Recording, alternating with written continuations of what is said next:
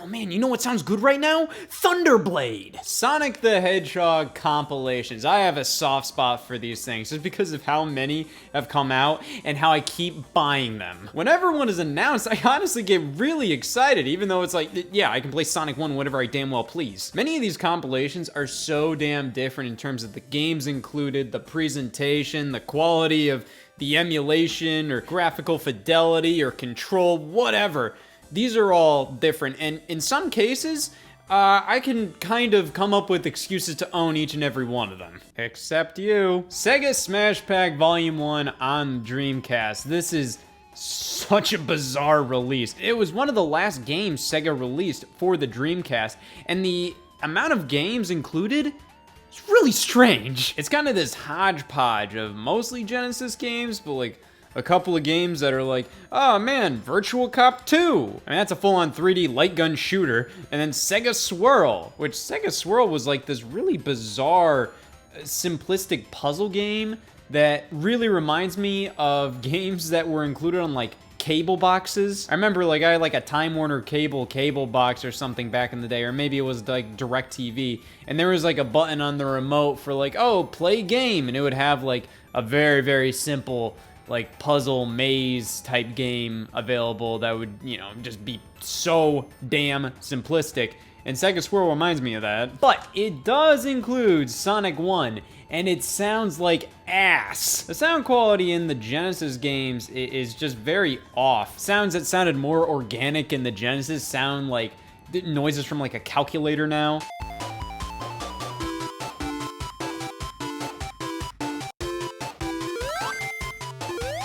It's like a fine just way to play, I guess. Like, it's not like you're not playing Sonic 1 by playing Sonic 1 and Sega Smash Pack Volume 1, but still, it's just something where I'm like, just don't play it. And for being labeled as Sega Smash Pack Volume 1, there was no Volume 2. Well, technically speaking, there were multiple Sega Smash Packs, mostly on the PC. There was also a Sega Smash Pack on the Game Boy Advance, which included Sonic Spinball, Echo the Dolphin, Golden Axe. Great. That is the most depressing road trip. But there was never really a Sega Smash Pack Volume 2 on consoles. Even then, Sega Smash Pack on the PC, like the first one is different from Sega Smash Pack Volume 1 on the Dreamcast. Like, it doesn't have Sonic 1, it just has Sonic Spinball, and then Sega Smash Pack 2 has Sonic 2. So yeah, just because I have a lot of social anxiety about people saying I wouldn't shut the f*** up about Sega Smash Pack Volume 1, let's move on. This right here, this is my little baby. This is one of the games that I'm the most nostalgic for. It's Sonic Mega Collection on the GameCube. I think a lot of people were the same way, where this was their introduction to the original Sega Genesis Sonic the Hedgehog games.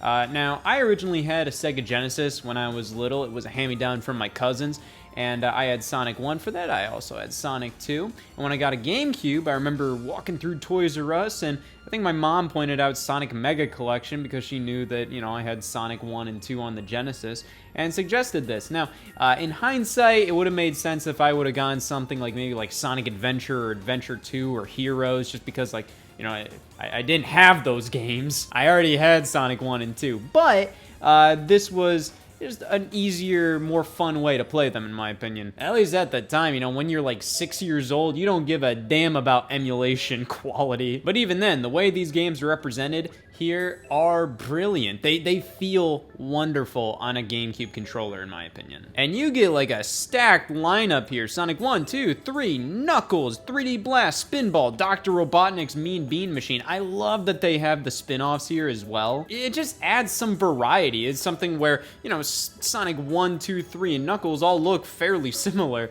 so why not include Sonic 3D Blast? I mean, it's Sonic 3D Blast, like Jesus. But still, it adds more fun. It's something that's interesting to see. It's something interesting to pop on when you're tired of playing Sonic 2 for the billionth time. Like, even though I never got far in Sonic 3D Blast as a kid, I always like just turning it on and just dicking around in it for a little bit. Sonic Spinball and Dr. Robotnik's Mean Bean Machine, I mean, I played those a decent amount in this collection, but like, I never got them. Sonic Spinball always made me feel like an idiot for not getting far in it. I mean, it's pinball, come on. I do think Sonic controls quite well with a GameCube controller. That just might be because, you know, like I grew up with this game. But I always just felt like with Sonic really only using like one button, just having that big green A button on the GameCube controller just felt right for Sonic. And Sonic's one of those 2D platformers that, in my opinion, I don't really think needs a D-pad. I think it works fine with like an analog stick like the GameCubes. So overall, I felt like this felt like a very natural way to play these classic games. But I don't give a shit about that. It's all about the presentation of this collection, which is really strange. I'm not sure if it's necessarily like, oh man, the presentation is fantastic, or I'm just nostalgic over it. Because looking at the menu setup, they don't really feel like, oh man, this is Sonic. I mean, there's like this weird film strip aesthetic. It's just like, okay, it looks aesthetically nice, but it's also like, what does that have to do with Sonic? These are video games, not movies. So even though like the menu setup doesn't really like absolutely 100% scream Sonic, it just feels good. Like there's so much that just feels so nostalgic about it. And I know I'm nostalgic over this collection in particular, but you know, like a lot of the music just felt like oddly like going down memory lane-esque, especially when you were going through all the bonuses, like all the manuals and comic covers and all of that. And that's another main thing. This includes so many like images to scour through, specifically covers from the Sonic comics, which are like, Jesus Christ. I knew nothing about that comic as a kid. I still really don't know much about the Sonic comic, but like, I just remember looking at so many of those covers and just kind of envisioning what the hell these were about. And they also had a lot of movies to go through. They had Sonic CDs opening and ending cutscenes without having Sonic CD itself. Turns out I believe Sonic CD was planned for this collection, but you know, they saved it for later. CD always feels like an auto mission to me. Usually when they talk about the classic Sonic titles from this era, it's oftentimes like skipped over, but sometimes it's not. Like I remember in the Sonic Mania like pre-order trailer, they had like those elevator buttons, or even in the Sonic Mania opening cutscenes, they had the elevator floors labeled, and it was supposed to be a reference to like, oh man, you know, we went to floor 1, 2, 3, K, and then M for Mania, but they didn't include CD or even like floor C. That just felt like it would have been an easy one to you know, to include. And even in a game like Sonic Generations, the game hell-bent on just celebrating every single one of the mainline Sonic titles. Sonic CD is represented, but only in like a boss stage. You don't get like a full level from Sonic CD recreated like Sonic 2's Chemical Plant Zone was, or Sonic and Knuckles' Sky Sanctuary Zone was. Sonic 3 was skipped over, but that's just because Sega considered Sonic 3 and Sonic and Knuckles to be, you know, one game, so you know, that makes sense. So it's just kind of strange how CD is omitted sometimes, but included in others.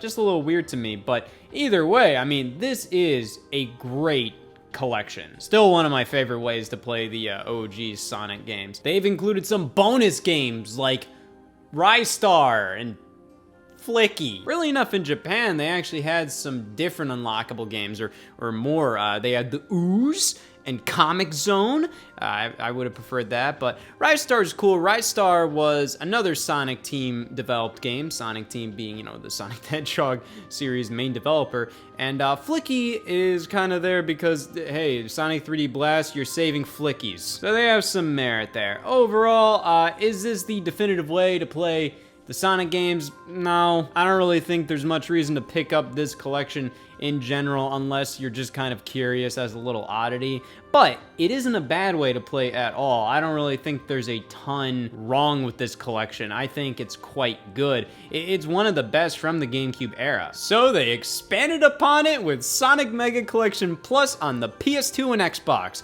I don't like this one. It's really strange to be like, oh man, I love the GameCube one, but this one, you know, that probably shows my bias there in total. You know, this also isn't a bad way to play, but this just feels off to me. Completely different menu setup. They changed which music is on which menus. Some extras aren't even there. This does include more games though. You know, all the ones from the original Mega Collection are here, but they also have a bunch of Sonic Game Gear games, while also including the unlockable games from Mega Collection 1, in addition to the ones that were only in the Japanese one, like the Ooze and Comic Zone. Those are in this one. It doesn't matter if you're playing the Japanese or English versions. But man, just playing these old games in Mega Collection Plus, it just doesn't feel as good. I do feel like the emulation took a bit of a hit, Now that's coming from somebody who doesn't know jack shit about these things. But, you know, like, I just feel like I would prefer playing these games on the GameCube. And that is probably my complete bias showing. The extra Game Gear titles are pretty cool here. There's no getting around that. But the menu setup, just the overall, just coziness of this collection isn't there as much. It's kind of weird. But I feel like that is completely not up to me to decide. That just feels like it is my nostalgia showing. Though I have seen a few people say the same thing. But once again, I assume that is completely nostalgia based. But to show that I'm not completely biased when it came to GameCube Sonic collections, this thing is stupid. Sonic Gems collection, it took me forever to find this. I could never find this game back in the day. Whenever I'd go to a store, whenever I'd look online, I could never find Sonic Gems collection as a kid.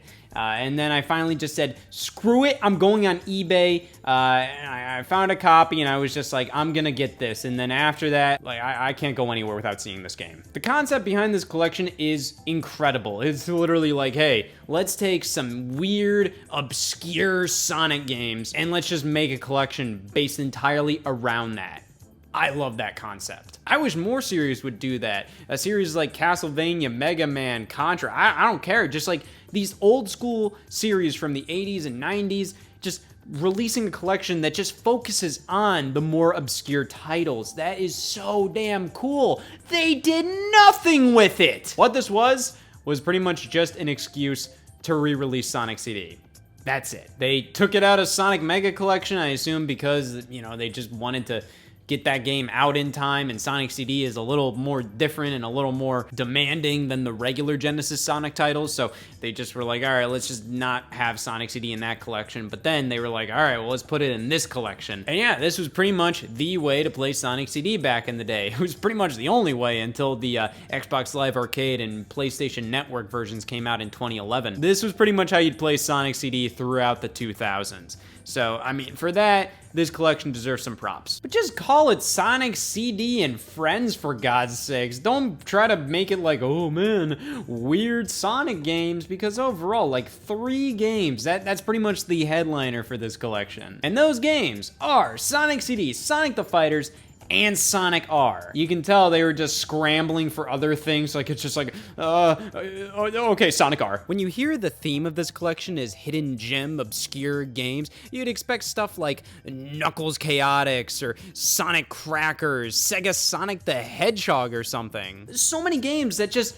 weren't re-released up to this point. Hell, some of them have still not been re-released. And it just kind of feels like their idea for this collection was so much grander than what it became, because, you know, like there were so many games that they could have included, but they just decided to just whittle it down to these 3 titles. And for the most part, you know, it's fine. You know, Sonic CD was cool enough on its own back in the day to kind of warrant like, oh yeah, sure, I definitely want to you know, pick this game up to try out Sonic CD. And Sonic the Fighters and Sonic R, I mean, they warrant being played. Even if you're not gonna like them, everybody has to experience those at one point or another. And very similar to Mega Collection Plus, they also have 6 extra Game Gear games. Very strange. Back in the day, these Sonic collections would almost always include like a handful of Game Gear games. Never the Master System version, which I'm just like, okay. Because the Master System version of like Sonic the Hedgehog 2, Sonic Spinball, you know, they were better. No, always Game Gear version, so whatever. But in addition to the weird lineup of titles, like the menu setup, just the overall aesthetic, it's nice, but it's not as cozy as Mega Collection 1 was. For being so focused on being a treasure chest of rare gems, Gems Collection feels a little light in terms of just cool bonus material, you know? Like, I would have loved to see, like, really in-depth looks or behind-the-scenes material on some of the more obscure Sonic games, and it just kind of feels like spillover from Mega Collection, nothing that crazy, just like, you know, okay. I definitely give this release a bit of a hard time, and that's just because of the potential it had. I feel like it had so much potential, and it just doesn't live up to it. I think the concept is amazing, but overall, when I look at the actual game and the lineup it had, and the menus and the bonus material, it's not bad by any means, but it's just, it just feels like it's lacking a couple more games or some really cool bonus material to make this the collection it was always meant to be. Just me already. This collection always lived up to what it was meant to be. Sonic Jam. This was kind of meant to be the Sega Saturn's like Sonic release, just kind of like something to put out that was exciting, Sonic related on the Sega Saturn, because the Saturn didn't really have its own Sonic game, or at least a mainline big 3D game, or just a main new Sonic title. You know, you had Sonic 3D Blast, Sonic R, which, and then Sonic Jam, which is a collection of the 4 mainline Sonic titles from the Sega Genesis. And they put a lot into this. Those 4 games were remade for the Sega Saturn. Now, they look the damn same, but that just also means you're not gonna have many issues. You know, these games were remade to work on the Sega Saturn. It wasn't like they created a Sega Genesis emulator and just dumped the files onto it. No, they recreated the games for the system. That's insane. And as much as I love Sonic Mega Collection, they just emulated those games. And you know, I think that's kind of a phrasing that's used too much, where it's like, oh, it's just emulation. You know, like if you can use emulation and it's gonna work perfectly, you know, why not use emulation? Why put all the development time in just recreating the games from scratch? But this was in the mid-90s, you know? Like, how likely was it they were gonna make a Sega Genesis emulator for the Sega Saturn? And recreating the games meant that there's not a lot of slowdown in these games. You know, they kind of fixed all the issues from the inside out. You know, this is incredible. There's also this weird, like, difficulty mode. Like, you can switch it to easy mode, and easy mode just kind of, like, cuts stages from the games. Like, okay. But Sonic 1 includes the spin dash from Sonic 2 and onwards, which is really great. That's kind of like a standard for a lot of Sonic 1 re-releases these days, and that started with Sonic Jam. So playing the games is great in this collection. They also allow you to lock Sonic and Knuckles onto all the other games in the collection, which means you get like the Blue Sphere game that you could play by plugging Sonic 1 in.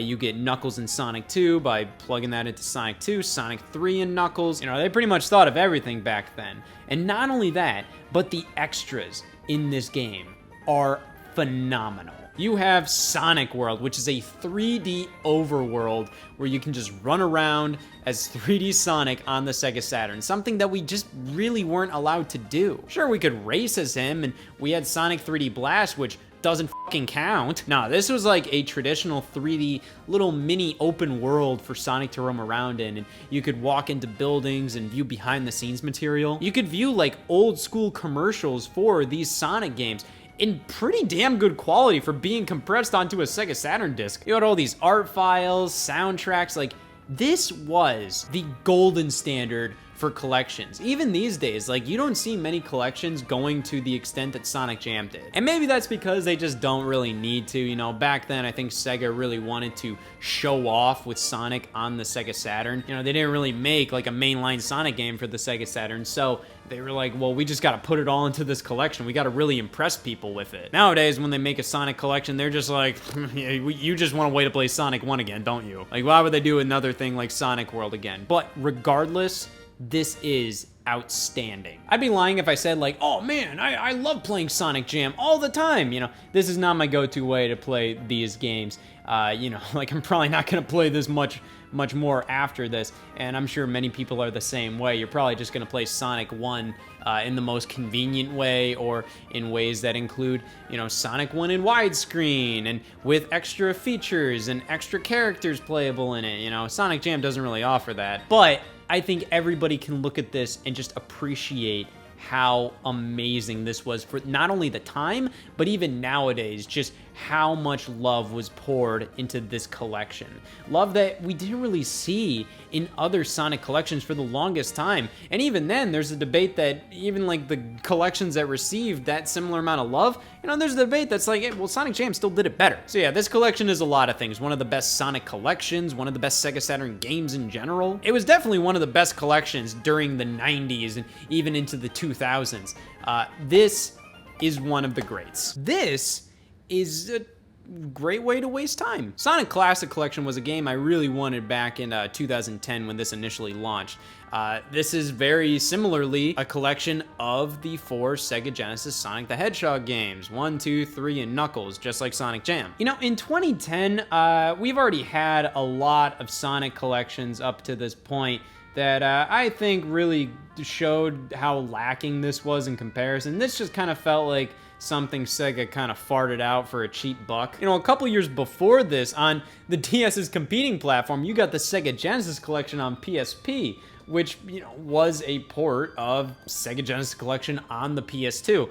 And this included 28 games, plus videos, arcade games. It says wireless multiplayer action. Like, there was a lot going on here. And this included Sonic 1 and 2, so you pretty much got half of this collection in here. But of course, the DS is different from the PSP. It's not as capable, but you know, these are, you know, older games. I think they probably could have fit in like a couple more things in here, maybe a few more games or just more features, because what this game pretty much just has is these 4 games and then like an image gallery, and that's it. Now the games themselves, they play perfectly fine on the DS. The orientation of the screen, like the screen size is kind of weird. Like the UI of like the score and the time and all of that in the top left corner, it just looks bizarre. Like it's strange. But when it comes to playing, you know, these classic Sonic titles on the go, this sufficed. And that's all I really felt like Sonic Classic Collection was aiming to do, just giving you a way to play the Genesis Sonic games on the DS. That was pretty much all it was meant to do. It was obviously a budget release. I believe even like the menu music used in Classic Collection was just ripped straight from Sonic Jam. So it's not bad, but in comparison to other collections, it's just mediocre. Like, playing the games works fine here. They feel good. It is definitely way better than Sonic Genesis on the Game Boy Advance, which is one of the worst ways to play Sonic 1. And in many cases, Classic Collection kind of felt like an apology for that Game Boy Advance version. You know, hey, not only do you get Sonic 1, but you get 2, 3, and Knuckles, and they played pretty damn okay here. But like I said, you know, we've had much better values when it comes to playing handheld Sonic 1, 2, and other Sega Genesis titles in the past, which, you know, the Sega Genesis Collection on PS2.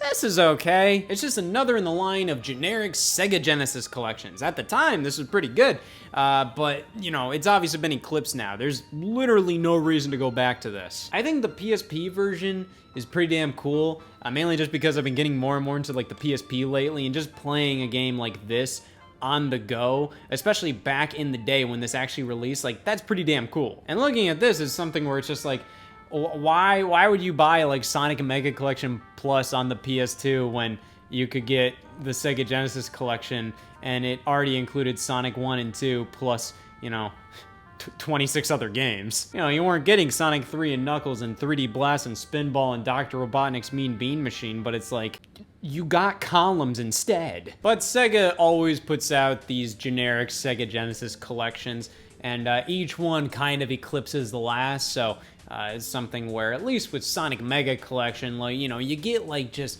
that nice cozy feeling with it. The Sega Genesis Collection, I mean, like, why would you play that when you could just play Sonic's Ultimate Genesis Collection on the 360 and PS3? This is one of the all-time greats right here. I love the overall aesthetic here. Of course, they cram Sonic in the title and on the box art to just kind of sell it a little better. Like, what about this makes it Sonic's? But this goes from 28 Sega Genesis games to over 40.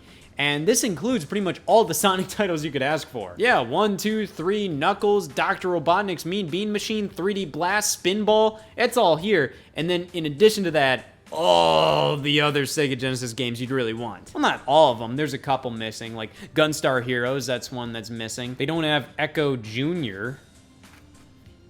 Damn. But they have so much stuff in here, and then in addition, they also have arcade games, Sega Master System games that can be unlocked. They have video interviews, all these unlockables. It's really cool to kind of go for like achievements on these games. I will say though, like the picture quality of the games has always like been a little fuzzy, have always been a little blurry, you know? I believe it's bilinear filtering where the sprites just aren't as crisp as they could be. That's something I feel like they did a lot back during the 360 and PS3 days with these classic games that thankfully seems to have kind of gone out of fashion, or at the very least has kind of been turned into an option where you can kind of pick between bilinear filters, which are a little more blurry sprites, or just these very pixel perfect crisp graphics, which I definitely prefer. But this has always been one of my favorites. I love the overall aesthetic here. It just looks classy. This is lame as hell. Sega Genesis Classics on PS4, Xbox One, and it also came out on Nintendo Switch. Yeah, I don't really like this one. You know, the value is definitely there. You know, hey, over 50 games. There is more titles here than with Sonic's Ultimate Genesis Collection. Unfortunately, though, they don't have Sonic 3 and Knuckles. This was released after Sega was kind of getting cold feet with re-releasing those because of the music copyright issues. But you know what I just really don't like about this game? The damn menu setup. It just looks tacky. It looks so cheap and so budget. It looks just so amateurish. I just don't like it. Like, if you don't have the budget to do like a really nice looking, you know, 90s room, you know, just don't do it. Do what Sonic's Ultimate Genesis Collection did and just do like a standard 2D menu with nice graphic design, nice 90s, 80s-esque graphic design. Instead, they put a little too much effort into this when they really shouldn't have, because they didn't have the time or budget to make it look as good as it really could have.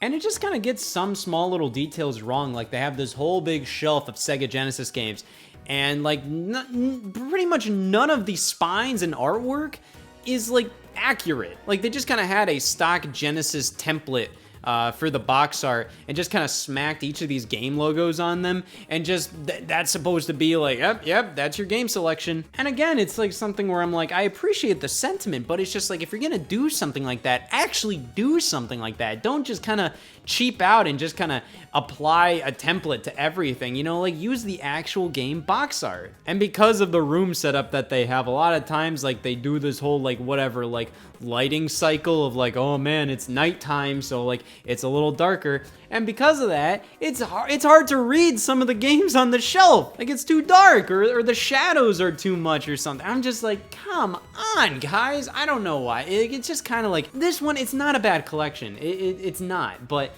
I just prefer the Xbox 360 and PS3 version. And this one has its problems too, you know, like this one does have the filtering issues where the graphics look a little blurry. This one doesn't have that. But also, yeah, this one does have Sonic 3 and Sonic and Knuckles, but you can't like lock them into each other. Yeah, both of the games, are you not gonna do that? Like, it just feels like it's, why didn't you even think about doing that? So yeah, I wouldn't say this is a bad value at all. I think this is a great value. You know, over 50 Sega Genesis games, you can't go wrong with that. However, I just prefer the original one right here, even if this one does have more games technically. Now this one, you know, I'm a little conflicted on. It's the Sega 3D Classics Collection, which includes a bunch of the 3D remakes of games Sega put out on the Nintendo eShop for the Nintendo 3DS. And when I say 3D remakes, I mean in the vein of they took these games and they put them out on 3DS, and they have, you know, a bunch of new extra features, but, you know, by and large, they still look the same, but they're in stereoscopic 3D now. Nintendo did a very similar thing with their own lineup of 3D classics, where they did, you know, Urban Champion. But Sega went hog wild on the 3DS with their own 3D classics releases, and Sonic was one of them. But this release, while it is very, very cool and has a lot of great stuff on it, it feels a little limiting. Like, they had a ton of 3D classics, and this only includes, you know, like a handful. There are some 3D classics that are exclusive to this release, like a couple of unlockable games. Like, you know, they have two right here that are just bonuses. And I'm very happy that, you know, they preserved these games in the form of a physical release. I just wish they kind of included more. And the fact that these were games that were already available before this and are just, you know, it's just a physical collection of games that were already released via the Nintendo eShop before, you know, it's just not super exciting to me. And by the time this released in 2016, I already had all the Sega 3D Classics games that I really wanted at that point, so I just didn't really feel a need to buy this until a few years later down the line when I found it used at a store. But I will give this collection this. The fact is, they actually went for like a different variety of Sega games. I really like that. I played Power Drift on here, and I never played Power Drift before, and I'm like, damn, this is really fun. It's a really good arcade game from Sega back in the day, and the 3D remake on 3DS is really damn cool. The version of Sonic 1 here, it's good, you know? Like, I can't really say like, oh man, they ruined Sonic. No, it's just Sonic 1, but, you know, with stereoscopic 3D. You know, I have the spin dash available, so, you know, that's great. But overall, it's more so a way to play Sonic on the 3DS with kind of a neat little 3D effect rather than the definitive way to play. And before we get to the final one, I want to talk about, you know, I can't go without mentioning these 6-pack and Sonic classics on the Sega Genesis. There, I mentioned them. Sonic Origins, man, the latest Sonic collection. This one has had a bit of controversy surrounding it. Yeah, it released in a state where it had a fair amount of bugs and glitches. Some things just didn't really work properly. In the behind-the-scenes portions of this game, you know, like the museum and whatnot, they had some mislabeling where some music tracks and pieces were mislabeled as the wrong thing. The pricing structure of this whole deal was kind of criticized, where, you know, the base game was $40, but for some reason Sega felt the need to do like a digital deluxe version for $5 extra, where you got like a couple extra random things that were completely superfluous. And then the fact is they had to redo some of the Sonic 3 music tracks, and they reused the PC version of Sonic 3's music in certain stages, and they kind of recomposed them to be Sega Genesis-esque, and a lot of people did not like that. Of course, the PC version was back from way in the 90s when Sega would do PC releases of some of their major games. And Sonic 3 and Knuckles had like some really bad music on the PC back in the day, but it turned out that a lot of the music that was different from the Sega Genesis release in terms of composition, that music was actually from the original prototype of Sonic 3. Like, that was the original music composed for Sonic 3, but then they actually went in and recomposed it with Michael Jackson and whatnot, and that's why it has some copyright problems these days. So in order to re-release Sonic 3 and Knuckles in the modern day, Sega just said, all right, we're just gonna give some stages in Sonic 3 those old tracks. We're gonna recompose them in kind of a 16-bit Genesis style.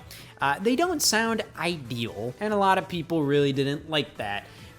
Couple that with how a lot of people say how, like, oh man, you know, like I can just play a ROM hack of Sonic 3 and Knuckles and get that widescreen version and all of that, and you know, I don't blame them there. There are better ways to play these games. But officially, you know, this is pretty up there. I really enjoyed my time with this collection. It does have its issues. I don't think it's perfect. I think it's kind of stupid how Sega ignored some issues you know, they just went about it in a certain way. The only way you could play these games in widescreen in Sonic Origins was playing in anniversary mode where you don't have lives. And I'm just like, why are you putting this very specific limitation onto your game? Why can't I just pick between, hey, can I play in widescreen or just play in 4x3? Why can I only pick between playing 4x3 with lives or playing widescreen without lives? Like, why can't I just toggle an option on or off? You know, why can't I play as like Knuckles in Sonic CD? That's like the only game that he's not playable in. I'm just like, I understand he wasn't designed for that game and that game wasn't designed for him, but it's also like, I don't really understand why not, you know? And in addition, I feel like the game isn't as crisp as it could be. It does appear to have like a bilinear filter on it, which does kind of blur the graphics a bit. It's not that bad, but it's just something where I'm kind of like, this game could look a little crisper, you know? And it's not like these games have never been in widescreen before. Sonic 1, 2, and CD have all gotten widescreen remasters released on mobile and on Xbox Live Arcade in the case of Sonic CD. Sonic 1 and Sonic 2 have only ever been on like mobile and widescreen, but those games were like free with ads or like $1 or $2 a piece. So to then take these games and re-release them for like $40, you know, it's kind of like, come on, man. However, I really enjoy my time with this collection. I'm sorry. They have like a cool challenge mode. It's really neat. It was just really fun to go through, even if it was kind of piss easy. It's great to get Sonic 3 and Knuckles on modern platforms. And yeah, honestly, the new music that they have for certain stages, it's not the entire game. It's just like a few little stages here and there. Yeah. It's not amazing, but I don't think it ruins the game. I don't think it ruins those stages. I don't think it's like ear-gratingly worse. It's just not great replacements. I don't really understand why they kind of cheaped out on the music there. I do feel like there are so many talented composers that Sega has worked with in the past that if they just said, hey, can you make just this bitchin' new music for Ice Cap Zone or Carnival Night Zone, they would have been like, oh yeah, give me like a week on that and I'll give you something incredible. Instead, it kind of feels like they cheaped out and they went in a very, very basic and simple way, which is just kind of to make those old PC versions of the songs just kind of like Sega Genesis E, but in a very basic way. And I would have really loved if they included some of the spin-off titles like Sonic Mega Collection did. You know, I think it would have been great to get Sonic 3D Blast, Spinball, even Dr. Robotnik's Mean Bean Machine, because those games are referenced here. They have all these cool little 3D islands on the menu, and Spinball and 3D Blast islands are shown as some of the menu screens. I would have loved if those games would have been included and they got similar enhancements like widescreen support. Now, I don't think those games would have benefited as much from widescreen support as, you know, the traditional Sonic games, but that would have been really neat. But specifically, I would have loved to see like Knuckles Chaotix from the Sega 32X. Like, that game's never been re-released, and it would have been amazing to finally see that get like a actual re-release. Even if it was only in 4:3, if it didn't get widescreen, I would have been completely okay with that. Like, they have Knuckles Chaotix music in the museum mode. Like, you have it there. Like, why not go all the way? Please, just go all the way. It would have been great. Or even like the Sega Master System games or Game Gear titles. Like, I would have loved to see those other games represented. I do feel like a lot of collections these days are kind of going in a sense of, you know, quality over quantity. And while I do really appreciate that, you know, like, I wouldn't have mind if they just included some of those games as just cheap little emulations where it's just like, oh, a little bonus, a little unlockable. Hey, you can play the Game Gear games. Hey, you can play the Master System games. Hey, you can play some arcade games here and there. Just these little emulations, or just reusing older versions, like taking Sonic the Fighters from the Xbox Live Arcade and PlayStation Network and just throwing it on here. No extra enhancements. It's just basically that port of the game just brought over to modern platforms. Of course, that would take more work than it really seems with me saying, but still, I would have loved to see that. So yeah, Sonic Origins is not perfect. It does have some flaws, and I really hope eventually they do a Sonic Origins Plus, like they did with Sonic Mania Plus. I would love to see that, where they include more games, and, you know, they include more behind-the-scenes material, bonus material, more challenges, all of that. In the state that it was in when it launched and the months that followed, I think it was fine. I would have loved if it was amazing. It had the potential to be that way. It's like they created these brand new animated cutscenes and they looked gorgeous. And like, they didn't need to do that. But I wish they would have like put that effort in everywhere else. And it's obvious that they wanted to. But, you know, I wish that the collection was a little more fleshed out, had a little more in it. Because as it is, it does kind of feel like, you know, Sega creating a collection of like games that they've already done on like mobile devices. So it's not like it's like, oh man, finally Sonic 2 in widescreen. Like, I'm so happy to spend like, you know, technically like $10 on it if we're going like on a per game basis in this collection. You know, it's 4 titles, even though it's like 5 if you want to count Sonic 3 and Sonic and Knuckles as separate games, but this game doesn't. But even then, like, why can't I play as Sonic 3 or Sonic and Knuckles separately? I can only play as them as one game. You son of a bitch!